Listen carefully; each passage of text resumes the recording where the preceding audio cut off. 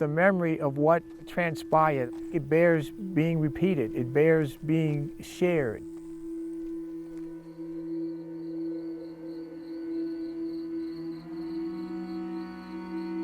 Pop, Pop, I'm standing in front of your house, listening to Grandma Z's voice and your voice, and that history that you guys gave us that we are passing on to the generations that come behind. Some of you have been asking me about your family tree, your great-grandmother. Was she a slave? Did she want to be a slave?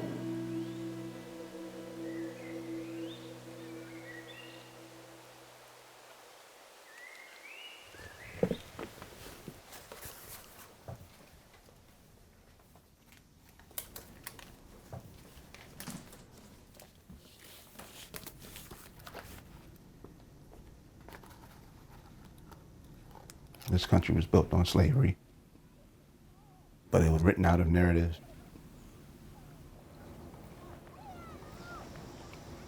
When most Americans walk on these trails along the Potomac, they see kayaks, they see jet skis, yachts. What I see, what I carry with me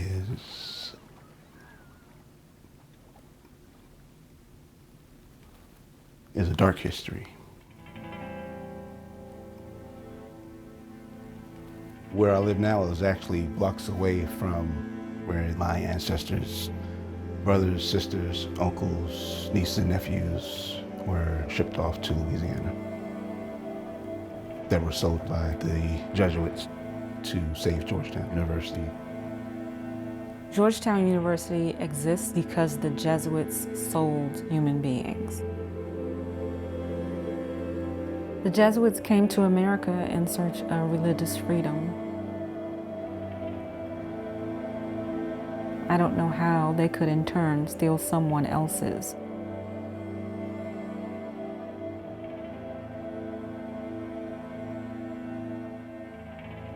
To see the names of former enslavers, of members of my family, elevated in such a way is really disheartening.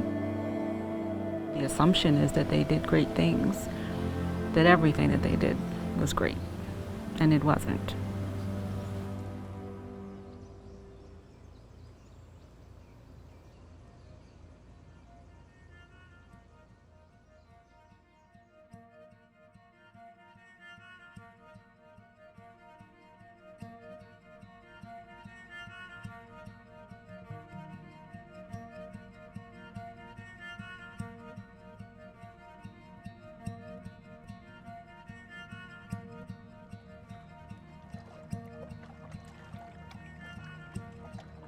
Several years ago, we saw an article about the Jesuit sale in the paper, and reading it, I knew it was our family. I felt this need to find the generations that were lost, a need that has never gone away, that will never go away. I can feel the ancestors' hands on my back, guiding me, pushing me. We all feel their presence in the land around us. When I see the sugarcane fields that still grow in Louisiana today, I see them. I feel the ancestors.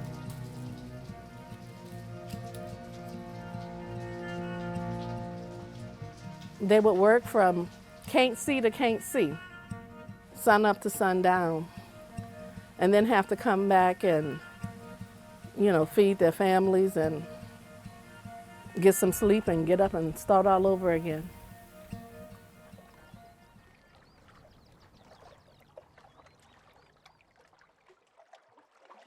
I'm wondering if they watched the ship sail away, knowing that this would be the last time that they saw each other. 1838 seems like a lifetime away, but it's really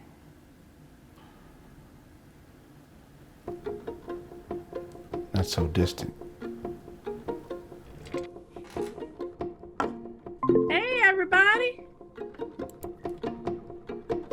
get everybody into the room. We're gonna have us a good night tonight. Alrighty, David. Good evening, everyone. My name is David. I'm from Central New Jersey. I grew up in Prince George's County. So far, I'm connected to the Mahoneys, Butlers, Queens, Hawkins, Hills, Mahoney, Barnes, Hawkins, Yorkshire, and Mason. And we connect to just about all the families for mentioned. I decided that I would host a call once a week to bring some of the descendants together. All of the people who join the call have some little piece of this puzzle. I literally traveled to every archive in Maryland to find the document trail. This is my great-grandmother, Phyllis Queen. Her blood carries through my veins today, and it's been confirmed through DNA studies.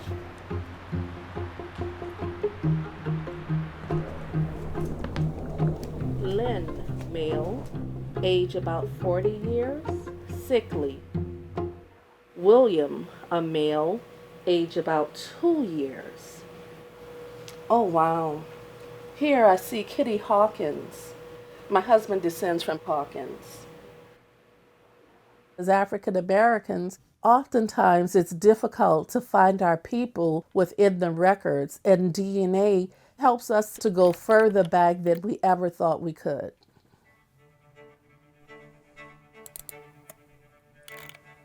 I'm looking at DNA chromosome by chromosome to find some common ancestor.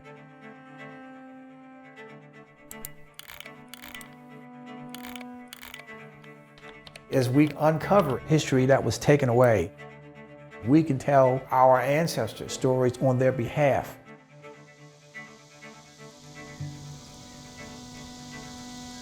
We're here, standing on land that the Jesuits owned, where my great-great-great-grandmother, Louisa Mahoney, and her family were enslaved. Louisa hid in woods like this for about 3 days to escape the sale. And even though she did so, Louisa lost all of her siblings. I am from this part of the country because she escaped into the woods, and that's not lost on me. But this is a story of resilience. And I think that this story is as important as any other story about the founding of America.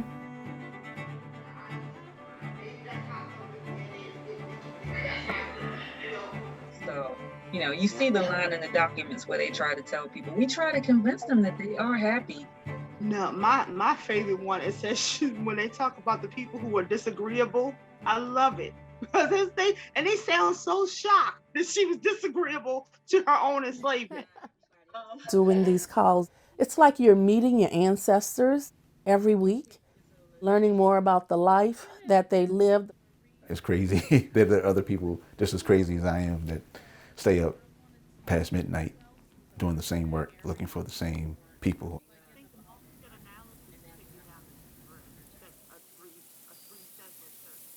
We're on an endless journey to try to give them a voice, uncover their past, to find each other.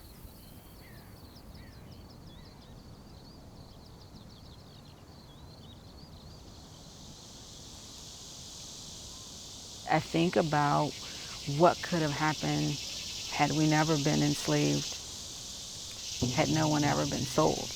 How many recipes could they have shared with me?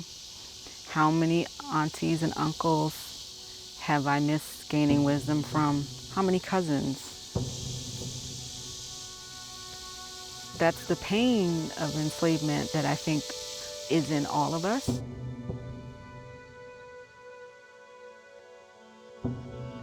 And there are times when I have to step away, but the ancestors pull me back.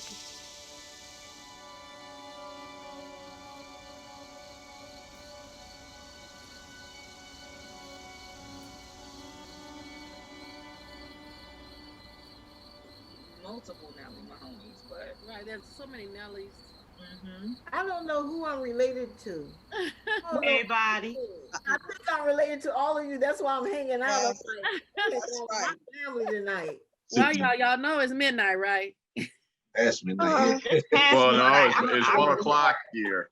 I'm really being I'm bed. sorry, y'all East Coast people.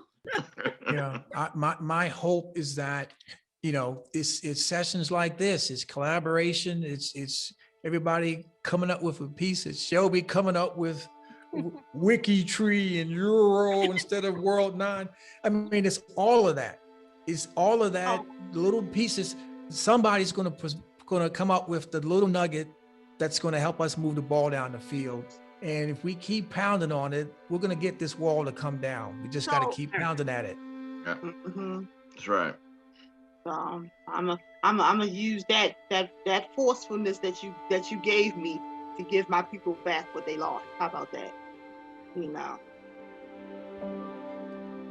Thank you, everybody. See you next week. All right. Good night, cousins.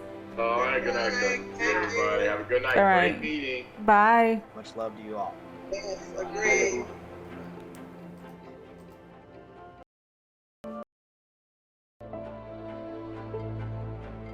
Even when we find the missing links, that won't be the end. It's just the beginning.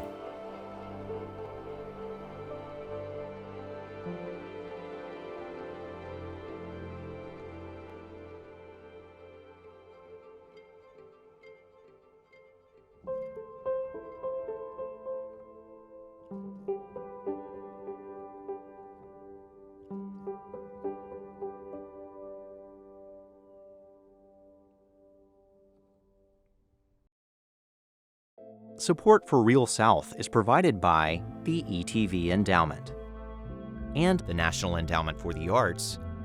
Additional funding for this program is provided by